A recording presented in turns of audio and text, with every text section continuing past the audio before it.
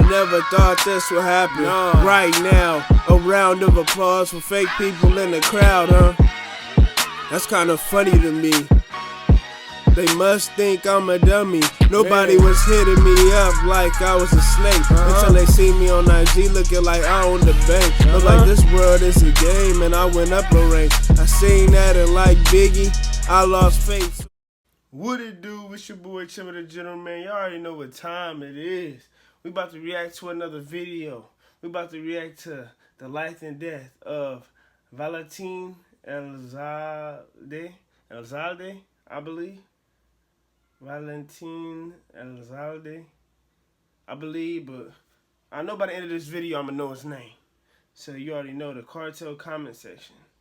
Alright, that's what it says in the beginning. The life or death. Let's get into this video, man. I'm ready to see what's going on, man. They say people in the comments was like, hey, you should check him out too then. You check Charlene out, check him out too. I said, alright, bet. You know, all this time, it took me a minute to get back to uploading because the last video, which was that doctor video, the cracking backs and stuff. Help! Yeah, that video, it was like 30 minutes, so it took forever. It took all day. I could have uploaded the Angel Baby video, which is before that one. But it took forever. I ain't got time to explain, but make sure you like, comment, share, subscribe. And what? Y'all gonna say it? Say it in the comments before I say it.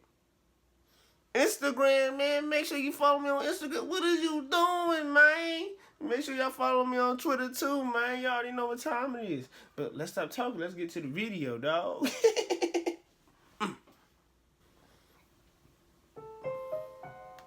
November 25, 2006. Valentin Elizalde is a rising banda musician. Oh, I ain't gotta read it no more? Nah, let's go. Hold on. He said his name. I'm trying to make sure I get it right, too. The ties to Joaquin El Chapo Guzman. No.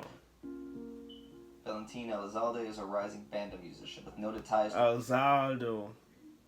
That's what he said, bro. Come on, say that better, man. Valentin Elizalde is a rising banda musician with noted ties to Joaquin El Chapo Guzman and the Sinaloa cartel. Elizalde has been invited to play a show in the city of Reynosa, which is believed to be territory controlled by the opposing Gulf cartel. He's reportedly given a note during the beginning of his performance, reminding him of the condition that he must not play... What a coincidence. And this is after Charleno's death, right? On a mi enemigos, to my enemies, as it was considered an offense to the local Gulf cartel members.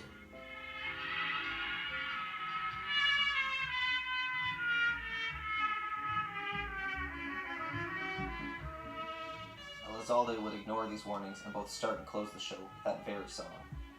Wow. In a twisted story involving El Chapo, the U.S. government, and a YouTube comment section, Elizalde would be murdered that same night in a brutal shower of bullets.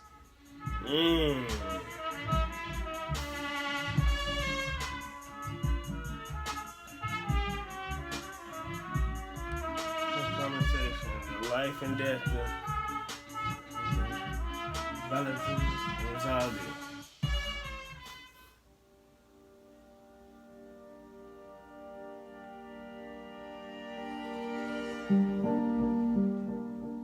Valentin Elizalde was born on February 1st, 1979, in a small village named Huehuetlán in the state of Sonora, Mexico.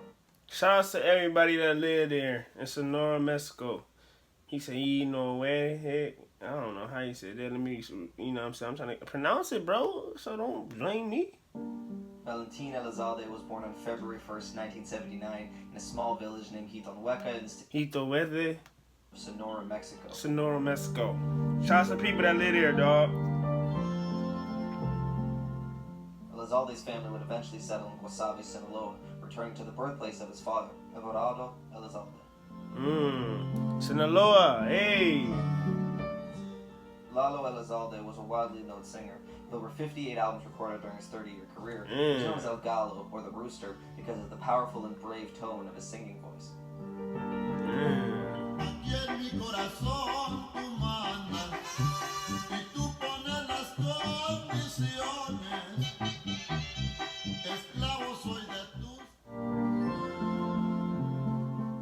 Lalo Elizalde would die at the age of 52 in a car accident on a stretch of road known as La Cueva de la Muerte in Villa Juarez, Sonora. Crazy, bro.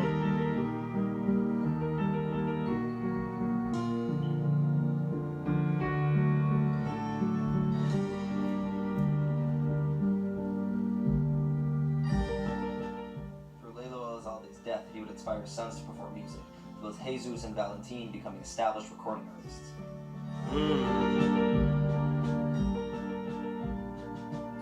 Valentin, Jesus. Although music was Valentin's passion, his mother Camila Valencia was practical and urged him to go to the University of Sonora to pursue law. It is not completely known if he completed his degree, but it is believed around the same time Valentin was finding his place as a performer.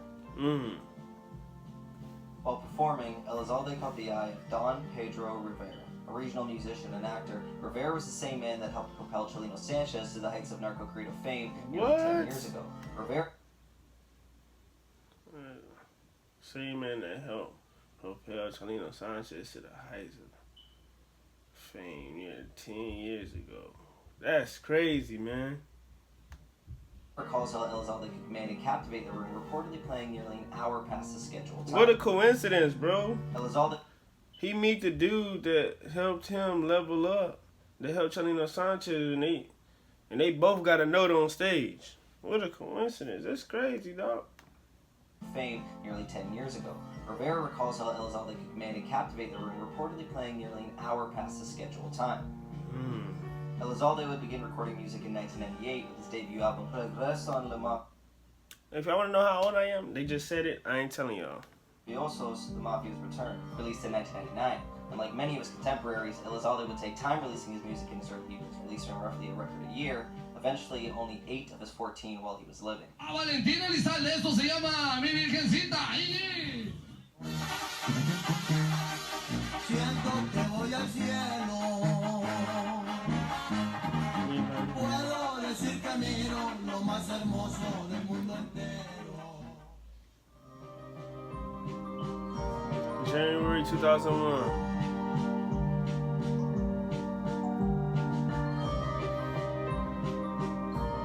Wait, so they talk about the real El Chapo this time? Cause I know in the remember they said El Chapo in the Chalino Sanchez one, but it wasn't the El Chapo. This El Chapo.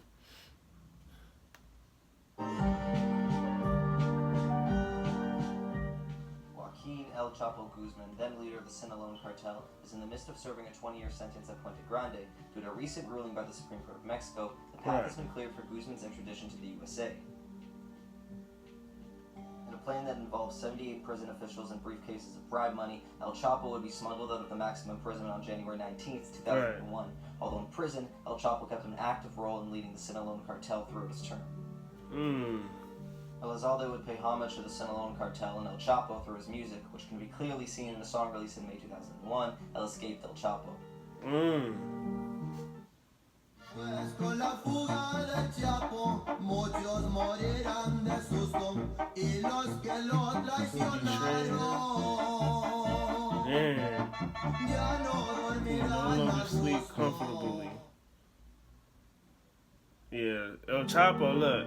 Although the connection. I'm black, and there's a lot of gangs out here, man. But one gang I tell you not to mess with, they not even in LA. Well, some might be, I don't know. But El Chapo people, dog, I suggest you don't even say, bro. Please don't say nothing stupid, bro. Only heavily speculated at the time, El Chapo revealed in his 2018 trial that he had several artists commission songs for him, with Elizalde's name directly mentioned. Elizalde's infamy as a narco corrido would grow even larger in 2005 when he reportedly performed for 3,000 inmates at that same prison in Jalisco. According to the Guadalajara newspaper Mural, the convicts at Puente Grande sang along to Elizalde's song Clave Privada, Secret Code, the song celebrating Guzman's exploits.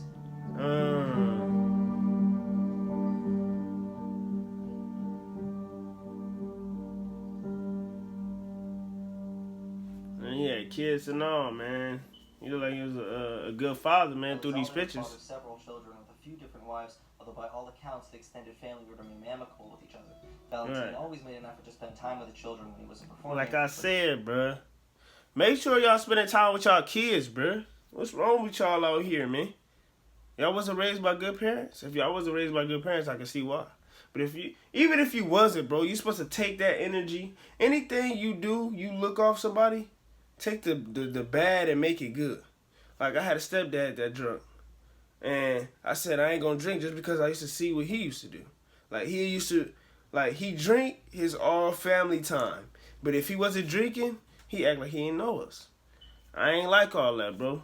Let's keep going. Didn't shake his reputation as a fan of the ladies. Hey.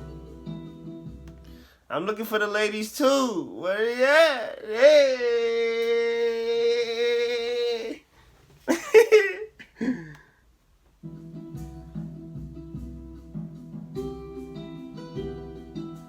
On April 16th, 2006, Elizalde released his last album while living, Vencedor, distributed by Universal Music Team. What? Continued to sing. Hold on. Universal Music got a Latin one? What?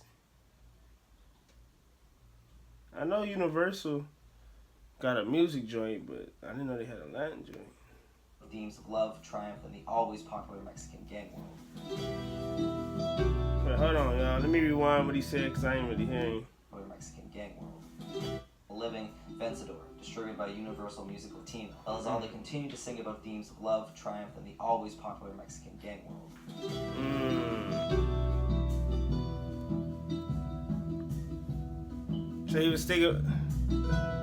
So he was singing a lot about stuff that was happening in the gang world. I see.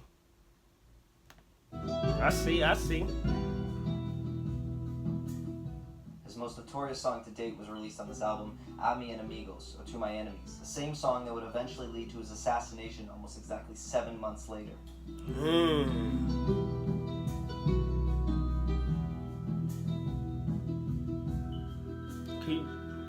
Keep screaming, snakes! Snake, snake, snake! No,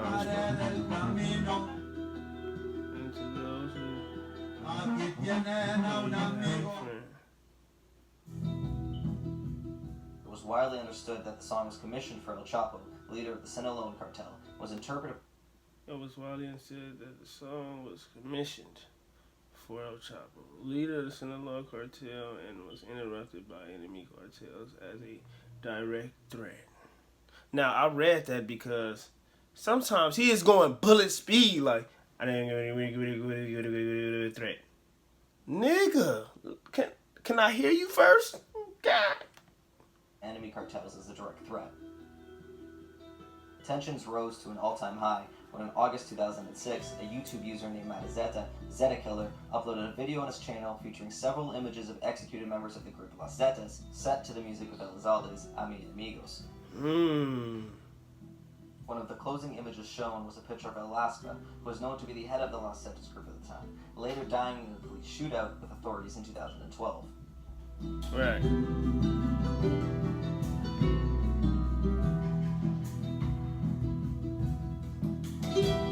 Oh, now y'all want me to read. Come on, man. Mexican authorities had killed Lazaka, the leader of the feared Zetas cartel. Was killed during a gunfight with Mexican Marines and the Mexican Navy reported on Tuesday morning. Alright.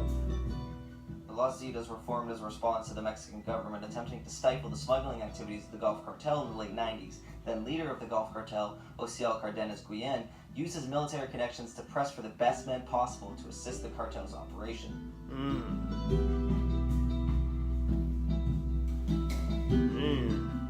What happened next was the desertion of more than 30 members from Mexico's Special Forces Army, at the time known as GAF. Among the original defectors were Arturo Guzman de Sina, El Hummer, El Mamito, and Alaska.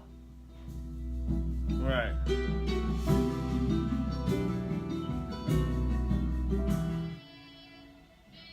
All members of GAF had elite paramilitary training, with direct assistance provided by groups like the Israeli Defense Forces, the American Green Berets, and the French GIGN. The cartel offered salaries much higher than those paid by the Mexican army. Los Zetas members deserted GAF and quickly became the private mercenary army to the Gulf Cartel.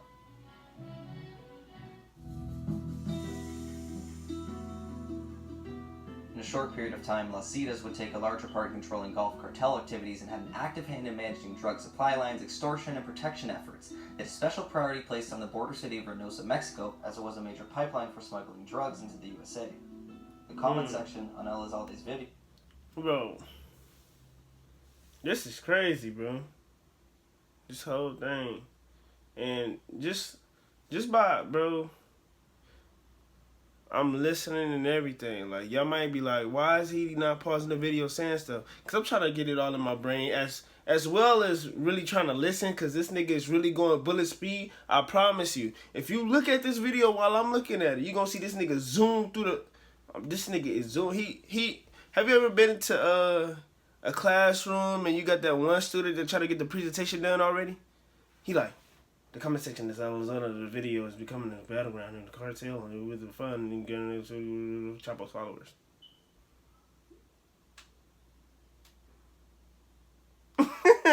Like, bro, come on, man. Nigga, you got all battleground for cartel members, with the Gulf and Sinaloa cartel trading insults back and forth. Threats include comments such as videos like this cause the death of Chapitos, a term used to describe El Chapo's followers. Although Elizalde had nothing to do with the video upload, he was reportedly feeling the attention of members from organized crime, including high-pitched anonymous threats made over the phone. In an interview given 3 months before his death, he said he felt death was close and he wished that his music would be able to stand the test of time. It is also said that his will was drafted a month before his death. See, real legends know they about to die already. Whether they tell you or not, they know. Trust me. Yo si algún día fallezco, pues ok. Pues simplemente que siga adelante, ¿no? Y que la nueva generación la conozcan y que les guste, ¿no? When your music real, bro, they always like your music. Remember that. When your music real, listen to what I'm saying, man. When your music real, they gotta respect it. Whether they like it or not, at least they gotta respect it, bro. Just like Tupac. Some people might not agree with Tupac on certain things, but they had to respect it because he was speaking the truth. Remember that, dog.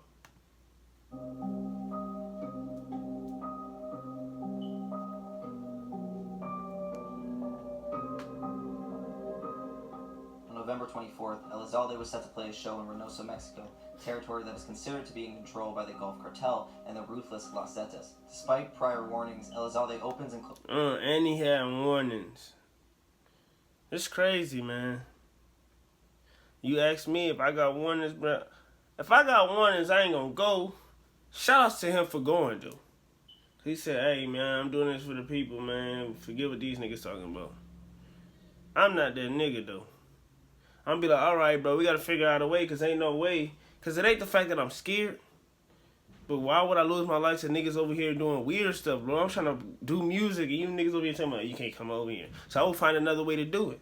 But over here trying to, you know what I'm saying? It's out, bro. And this is my opinion. Some of y'all might be like, bro, what are you talking about, bro? Y'all niggas will be in the same boat as me. Niggas always think y'all gonna be, I'm the captain until that really happened, nigga. I'd have been in shootouts before, nigga. I know. Nigga, don't play. This is a show with Ami and Amigos, rallying supporters of both the Gulf and Sinaloa cartel. It is reported that word got back to the man who was El Hummer, who was the Los Zetas member in control of that territory. El Hummer took this as an act of war and likely ordered the hit right away. Some accounts claim that Elizalde was approached after the show to play a personal show for a wealthy narco, but Elizalde declined as he had a pre-arranged meeting in another town. Valentin Elizalde left the show that evening alongside his manager Mary Mendoza, his driver Raimundo Ballesteros, and his cousin Tano Elizalde in a 2007 Chevy Suburban. Right. Damn. Nigga, they shot that car up. I think they may be considered graphic. Viewer discretion is advised. Let's get to it, bro. That's crazy, bro. Them niggas lit that joint nigga, like, what did they have? An AK, nigga? This shit, that's him. Like, bro. To lose their life, the miraculous exception being Valentin Elizalde, who somehow survived the incident. Valentin would be yet another member added to the infamous 27 Club. Hold on. Let me make sure I got all that right. All men inside the car would lose their life, the miraculous exception being Valentin Elizalde, who somehow survived the incident. Valentin would be yet another member. Who? Valentin Elizalde survived the incident. To the infamous 27 Club. Bro, that's crazy. Everybody died by Comments on him. YouTube continued to pour in, some mourning the passing of El Gallo de Oro, and some gloating in his death. This elevated even further when a video of Elizalde's autopsy was posted to YouTube shortly after, with his iconic boots spotted in frame to confirm. Bro, that's crazy, man. The homicide investigators found that 3 employees of Val de la Paz Funeral Home were responsible for taking and uploading the cell phone video.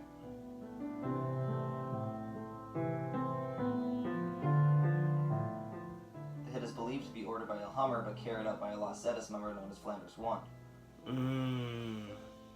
By November 27th, YouTube had removed all of the mentioned videos from YouTube, wiping away the comments forever. However, it seemed that Elizalde's death sparked a massive interest in his music. Elizalde's greatest successes would come after his death, when his previous... Hold on, let me go back to this, because this is very important. Y'all don't understand. It says, however, it seemed that Elizalde's death sparked a massive interest in his music. Just like Nipsey, man. Nipsey died. Oh, now everybody know Nipsey. Nipsey was my favorite one. Nipsey is the greatest. He was the one. Man, most of y'all niggas wasn't even listening to his music when he was alive, bro. Stop playing, man. When people died, that's when they really listened to their music. They wasn't really listening to Tupac like that when he was alive. When he died, it was Tupac. He was a legend. He was... Come on, bro. Same with Chalino. I barely learned about Chalino, so I can't say from my end, because I ain't really... But I know you know some people that was not listening to Chalino, and then all of a sudden they like, oh, Chalino, or, you know, Valentin Elizalde. Elizalde's greatest successes would come after his death, when his previously released album Vencedor became a #1 Latin Billboard hit, charting for 63 weeks after his passing. We'd have 16 more appearances in the top 100, drawn from his live, original, and compilation album. He was also nominated for a Grammy in 2008 for his posthumous release. Wow, he nominated for a Grammy when he died. But what about when he was alive? Like, come on, man, y'all niggas, man. Elizalde's place as a narco-corrido legend was forever cemented after his murder, but also served as a reminder of the danger that surrounded the cartel. His ex-wife Bianca was later murdered in 2016 in a wow, bro. Dang, his ex-wife was murdered, bro. 2016, that's a couple years ago, but that's 4 years ago, bro. And a point blank, that's close, bro. Like, wow. Elizalde's daughter was with her at the time, but remained unharmed. Wow, luckily. Her the prayers go to his daughter, dog. That's crazy, man. That whole family, man. It's always so. That's what I be trying to tell. I was just talking to my little sisters about that. About whatever you do in life, don't affect just you. It affect everybody around you, bro. Whether you believe it or not, man. It don't only affect you, bro. It affect everybody, bro. Remember that.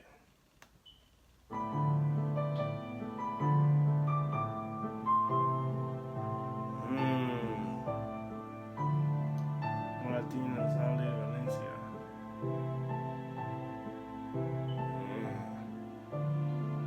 R.I.P., bro.